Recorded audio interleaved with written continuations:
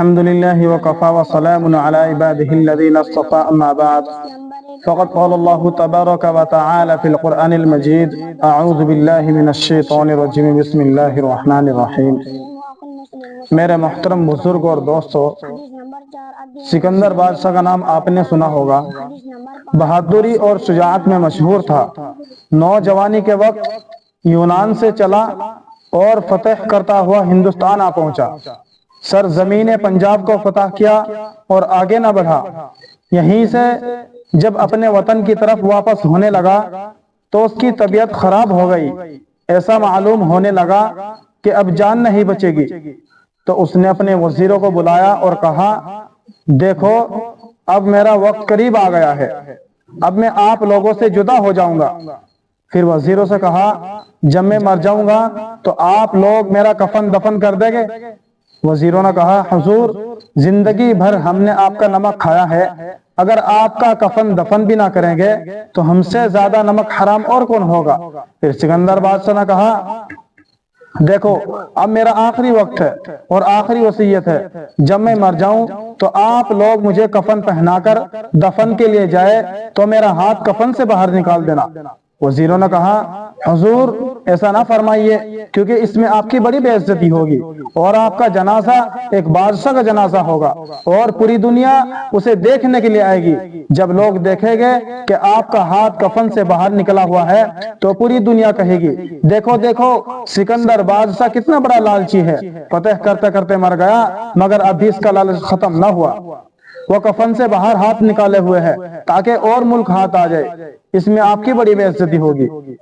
میرے محترم بزرگ اور دوستو، پھر سکندر بادشاہ نے کہا، آپ نے سمجھا ہی نہیں، میں اس لیے کفن سے باہر ہاتھ نکال رہا ہوں تاکہ لوگوں کو نصیحت ہو کہ 7 ملکوں کا بادشاہ آج جب دنیا سے جا رہا ہے تو بھی خالی ہاتھ جا رہا ہے۔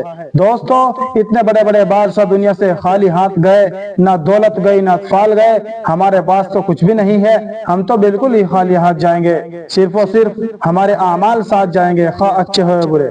میرے محترم بزرگ اور دوستو، آج کا انسان یہ سوچ رہا ہے کہ ابھی تو جوانی ہے، کچھ اس سے فائدہ اٹھانے دو، جب داڑھی پک جائے گی ہم بھی تمہاری طرح نماز پڑھ لیا کریں گے، روزے رکھ لیا کریں گے۔ حالانکہ وہ جانتا ہے انسان کو موت ماں کی گود میں بھی آ سکتی ہے اور بھرپور جوانی میں بھی آ سکتی ہے۔ میرے محترم بزرگ اور دوستو، اللہ تبارک و تعالیٰ قرآن پاک میں ارشاد فرماتا ہے، اذا جاء اجلهم فلا يستأخرون ساعة ولا يستقدمون۔ جب انسان کو موت آتی ہے نہ ایک گھڑی پیچھے آتی ہے اور نہ ہی ایک گھڑی آگے آتی ہے۔ میرے محترم بزرگ اور دوستو، امام مالک رحمت اللہ علیہ کا واقعہ آپ لوگوں نے سمجھا ہی نہیں، میں اس لیے کفن سے باہر ہاتھ نکال رہا ہوں تاکہ لوگوں کو نصیحت ہو کہ 7 ملکوں کا بادشاہ آج جب دنیا سے جا رہا ہے تو بھی خالی ہاتھ جا رہا ہے۔ دوستو، اتنے بڑے بڑے بادشاہ دنیا سے خالی ہاتھ گئے، نہ دولت گئی نہ اطفال گئے، ہمارے پاس تو کچھ بھی نہیں ہے، ہم تو بالکل ہی خالی ہاتھ جائیں گے، صرف اور صرف ہمارے اعمال ساتھ جائیں گے، خواہ اچھے ہوئے برے۔ میرا محترم بزرگ اور دوستو، آج کا انسان یہ سوچ رہا ہے کہ ابھی تو جوانی ہے، کچھ اس سے فائدہ اٹھانے دو، جب داڑھی پک جائے گی ہم بھی تمہاری طرح نماز پڑھ لیا کریں گے، روزے رکھ لیا کریں گے۔ حالانکہ وہ جانتا ہے انسان کو موت ماں کی گود میں بھی آ سکتی ہے اور بھرپور جوانی میں بھی آ سکتی ہے۔ میرے محترم بزرگ اور دوستو، اللہ تبارک و تعالیٰ قرآن پاک میں ارشاد فرماتا ہے، اذا جاء اجلهم فلا يستأخرون ساعة ولا يستقدمون۔ جب انسان کو موت آتی ہے نہ ایک گھڑی پیچھے آتی ہے اور نہ ہی ایک گھڑی آگے آتی ہے۔ میرے محترم بزرگ اور دوستو، امام مالک رحمت اللہ علیہ کا واقعہ آپ لوگوں نے سنا ہوگا۔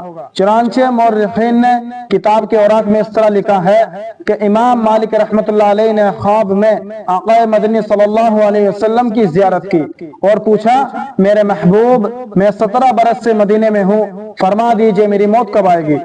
پیغمبر صلی اللہ علیہ وسلم نے مسکرا کر آسمان کی طرف دیکھا اور ہاتھ کی 5 انگلیاں اٹھا دی۔ امام مالک رحمت اللہ علیہ آخر حیران ہوئے، آخر 5 سے 5 مہینے یا 5 ہفتے یا 5 دن مراد ہے؟ علامہ ابن سیرین جو خواب کی تعبیر دینے میں اس وقت کے بہت بڑے امام تھے، ان کے پاس امام مالک رحمت اللہ علیہ نے آدمی بھیجا کہ حضرت سے جا کر پوچھ کر آؤ کہ اس خواب کی تعبیر کیا ہے۔ کہنے لگے، یہ خواب کسی عام آدمی کے نہیں بلکہ وقت کے امام اور کسی بڑے عالم کا خواب ہے۔ علامہ ابن سیرین نے کہا، کہ ذرا بتاؤ یہ خواب کس نے دیکھا ہے؟ رات ظاہر ہوا، یہ خواب امام مالک رحمت اللہ علیہ نے دیکھا ہے۔ علامہ ابن سیرین نے کہا کہ آقا صلی اللہ علیہ وسلم نے قرآن کی وہی آیت پڑھی ہے، خمس لا یعلمہ الا اللہ، یہ موت کا علم ان 5 چیزوں میں سے ایک ہے جس کا علم اللہ تعالیٰ کے سوا کسی کو نہیں ہے۔ 5 چیزیں جن کا علم اللہ تعالیٰ کے سوا کسی کو نہیں ہے۔ ان اللہ عنده علم الساعہ، قیامت کب آئے گی، وَيُنَزِّلُ الْغَيْثَ، بارش کب آئے گی، وَيَعْلَمُ مَا فِي الْأَرْحَامِ، عورت کے رحم میں بچہ ہے یا بچی ہے، کچا ہے یا کچی ہے، ایک ہے یا 2 ہے، کالا ہے یا بھورا ہے، پورا ہے یا ادھورا ہے، سست ہے یا چست ہے، یہ اللہ تبارک و تعالیٰ کے سوا کس کو پتا ہے۔ وَمَا تَدْرِي نَفْسٌ مَاذَا تَكْسِبُ غَدًا، کوئی شخص نہیں جانتا کہ وہ کل کیا عمل کرے گا۔ وَمَا تَدْرِي نَفْسٌ بِأَيِّ أَرْضٍ تَمُوتُ، موت تمہیں کہاں آئے گی، یہ علم اللہ تعالیٰ کے سوا کس کو پتا ہے۔ میرے محترم بزرگوں اور دوستوں، موت کی تیاری کرو۔ ہم سفر پر جاتے ہیں تو باقاعدہ ایک ٹھیلا ہوتا ہے، بستر ہوتا ہے، کرایہ ہوتا ہے، انتظام ہوتا ہے، اہتمام ہوتا ہے، طعام ہوتا ہے، تو ہمارا ایک لمبا سفر ہے قبر سے لے کر حشر تک۔ پیغمبر صلی اللہ علیہ وسلم کے رفیق صدیق اکبر رضی اللہ تعالیٰ نے فرمایا کہ جس کے پاس کوئی عمل نہیں، نہ نماز کا نہ روزے کا، اور وہ کفن پہن کر جا رہا ہے، تو یوں سمجھیے کہ دریا میں بغیر کشتی کے جا رہا ہے، اب غرق ہونے کے سوا کوئی اور چارہ نہیں۔